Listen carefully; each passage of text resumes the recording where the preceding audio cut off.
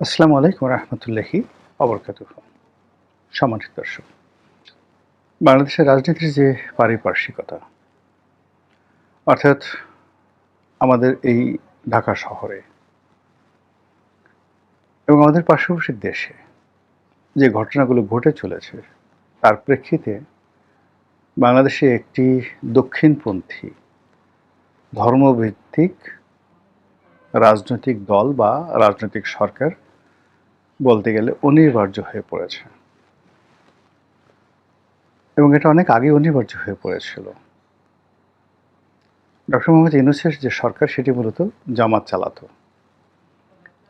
এবং সেই যে সেই চালানোটিকে একটি নিয়মতান্ত্রিকভাবে গণতন্ত্রের যে রূপ, এটি দেওয়ার জন্যই ত্রয়োদশ জাতীয় সংসদ নির্বাচনের আয়োজন করা হয়েছিল। যেভাবে শেখ হাসিনার বিরুদ্ধে একটা যুদ্ধ হয়েছিল, শেখ হাসিনার বিরুদ্ধে একটা আন্দোলন হয়েছিল, বলা হয়ে থাকে যে এটা একটা ম্যাটিকুলাস ডিজাইন ছিল, এবং সেই ডিজাইনের অধীন এমন কিছু করা হয়েছে যেটি এই মুহূর্তে বলা ঠিক হবে না। শেখ হাসিনাকে হটানোর জন্য গেরিলা যুদ্ধ, সম্মুখ যুদ্ধ, আন্দোলন, লড়াই, সংগ্রাম, গুপ্ত হত্যা, মানে আপনি আপনার রাজনৈতিক অপোনেন্টকে, একটা রাষ্ট্রশক্তিকে বিপদে ফেলার জন্য, তাকে ক্ষমতাহীন করার জন্য যা যা করার দরকার, আন্দোলনকারীদের, অর্থাৎ জুলাই আগস্ট আন্দোলনকারীদের সব রকম প্রস্তুতি ছিল বলে তারা বিভিন্ন সময় সেটা প্রকাশ করেছেন।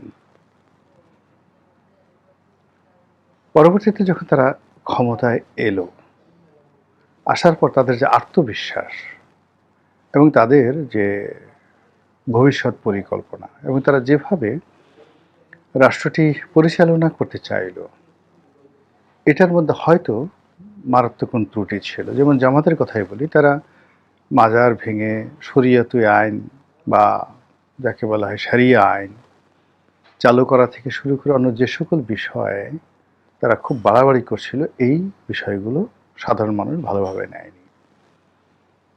২ নম্বর হলো যে তরুণদের মধ্যে একটা বিরাট অংশ সারা বাংলাদেশে তারা সমন্বয়কের নাম দিয়ে একের পর এক মব, এবং সেই অশ্রাব্য, অশ্লীল যে মব তারা শুরু করলো, সেই মবের কারণে টেকনাফ থেকে তেঁতুলিয়া পর্যন্ত মানুষের মধ্যে প্রথমত আতঙ্ক, দ্বিতীয়ত একটা সি রব, যে মানুষ এত খারাপ হয়, এত বাজে হয়, এরকম একটা শব্দ উঠে গেল। ৩ নম্বরে ডক্টর মোহাম্মদ ইউনূসের সঙ্গে জামাত এবং এনসিপির একটা দূরত্ব তৈরি হয়ে গেল। অর্থনৈতিকভাবে সফলতা এলো না, এবং ডক্টর মোহাম্মদ ইউনূসের সঙ্গে বা ম্যাট্রিকুলাস ডিজাইনের সঙ্গে যে সকল বিদেশি পশ্চিমা শক্তি ছিল, তারা পিছিয়ে চলে গেল। আর শেখ হাসিনার রেজিম পতনের জন্য যদি ভারতের একটা জাস্ট আমেরিকার প্রভাবে নিউট্রাল একটা ভূমিকা থাকে, সেই জায়গা থেকে ভারত সরে গিয়ে সরাসরি আওয়ামী লীগের পক্ষে তারা অবস্থান নিয়ে নিল। এর প্রেক্ষিতে ডক্টর মোহাম্মদ ইউনূস জনাব একেবারে অনিচ্ছা সত্ত্বে, আগেই বলে রাখি এখানে কিন্তু মূল ব্যাপার হলো যে যেভাবে আন্দোলন হয়েছিল এবং যেভাবে সেনাবাহিনী এই আন্দোলনের সঙ্গে সম্পৃক্ত হয়ে পড়েছিল, তাতে করে মূলত সবাই ধারণা করেছিল যে একটা অনিবার্য সামরিক শাসন আসবে, আর যদি সামরিক শাসন না আসে তাহলে ১/১১ আদলে একটা ২/১১ সরকার আসবে। এর কারণ হলো জেনারেল ওয়াকারুজ্জামান এবং তার যারা সঙ্গী সাথী ছিলেন, তারা যদি শেষ মুহূর্তে শেখ হাসিনার সঙ্গে সহযোগিতার যে হাত তার ছিল, সেই হাতটি সরিয়ে না নিতেন এবং আন্দোলনকারীদের পক্ষে অবস্থান না নিতেন, এবং কেবলই মাত্র গণভবনের যদি প্রোটেকশন তারা দিতেন, এবং এখন যদি শেখ হাসিনাকে বাংলাদেশে তারা রেখে দিতেন, ইতিহাস ভিন্ন হতো। ফলে এখানে পুরো সেনাবাহিনী ১/১১ সময়ের যারা যে কাজটি করেছে, ঠিক সেম কাজটি তারা শেখ হাসিনার সঙ্গে করেছে। তবে পার্থক্য হলো এই, ১/১১ পরে তারা যেভাবে নিজেদের লোক ক্ষমতায় বসিয়েছে এবং ক্ষমতার পেছনে থেকে মূলত তারাই সবকিছু চালিয়েছে। তো সেই মঈনুদ্দিন ফখরুদ্দিন সরকারের মতো এবার ওয়াকারুজ্জামান আসলে এরকম কোনো ক্ষমতা প্রয়োগ করেননি, এবং এখনো পর্যন্ত জনাব ওয়াকারুজ্জামান এবং তারা যারা সঙ্গী সাথী আছেন, তারা 111-এর মাসুদ উদ্দিনের মতো জেনারেল, মানে ব্রিগেডিয়ার জেনারেল বারির মতো তারপরে হাসান মাসুদ চৌধুরীর মতো, মতিন সাহেবের মতো যিনি স্বরাষ্ট্র মন্ত্রণালয়ের দায়িত্ব ছিলেন, ঠিক ওইরকম বিতর্কিত ভূমিকা তারা পালন করেননি।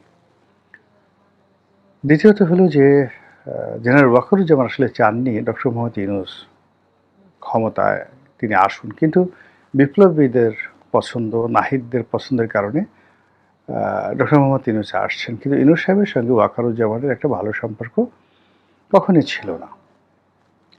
তো এর ফলে এই সম্পর্কটি মাঝে মধ্যে এতটা অস্বস্তির অবস্থায় পৌঁছে গিয়েছিল যে আমরা তখন ভয় পেয়েছিলাম যে কোনো সময় ডক্টর মোহাম্মদ ইউনূস ওয়াকারুজ্জামানকে পদচ্যুত করবেন, অথবা ওয়াকারুজ্জামান ডক্টর মোহাম্মদ ইউনূসের কাছে ক্ষমতা নিয়ে সরাসরি মার্শাল লতে চলে যাবেন।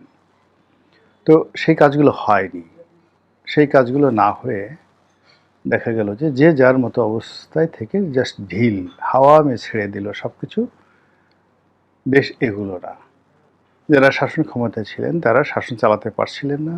যারা ম্যাটিকুলাস ডিজাইনে ডক্টর মোহাম্মদ ইউনূস থেকে শুরু করে অন্য সবাই থেকে ক্ষমতা এনেছিলেন, তারা চিন্তা করলেন যে এই লোকের প্রতি নির্ভর করা যায় না। এই অবস্থা একটা হযবরল যখন হয়ে গেল, তখন ডক্টর মোহাম্মদ ইউনূস, অর্থাৎ যেভাবে ওয়াকারুজ্জামান নিজের অনিচ্ছা সত্ত্বেও ইউনূস সাহেবকে মেনে নিয়েছিলেন, তদ্রূপ ইউনূস সাহেব অনিচ্ছা সত্ত্বেও বিএনপিকে এবং তারেক রহমান সাহেবকে মেনে নিয়েছেন।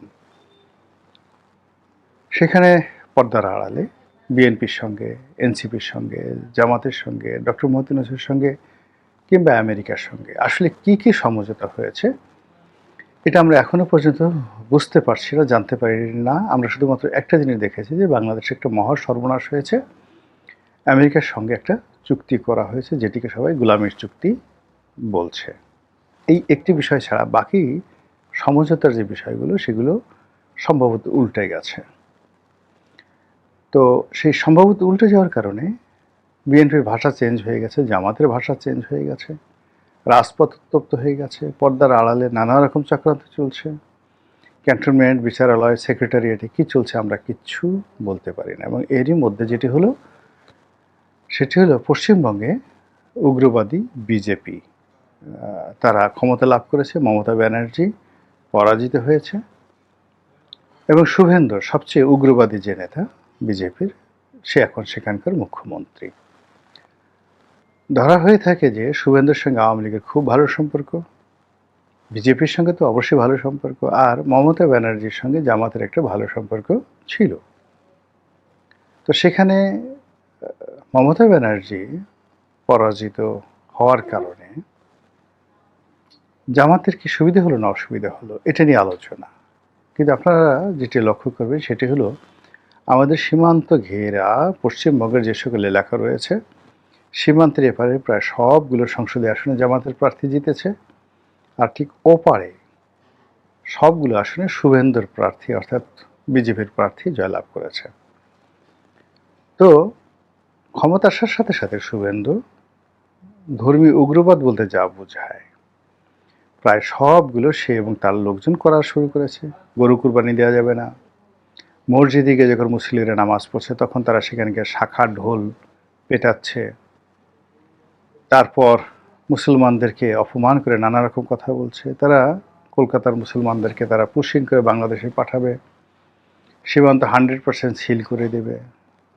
এরপরে যে সকল বাংলাদেশি লোকজন, বিশেষ করে মুসলিমরা রয়েছে, তারা অভিযোগ করছে তাদেরকে ঠেলে বাংলাদেশে পাঠিয়ে দেবে। নানা রকম উগ্র কথাবার্তা বলার সাথে সাথে মসজিদে আক্রমণ চালাচ্ছে। এবং পশ্চিম বাংলার কলকাতার, মুর্শিদাবাদের, হুগলির যে কোনো ঘটনা কিংবা আসামের, ত্রিপুরার যে কোনো ঘটনার সঙ্গে সঙ্গে বাংলাদেশে প্রতিক্রিয়া তৈরি হয়।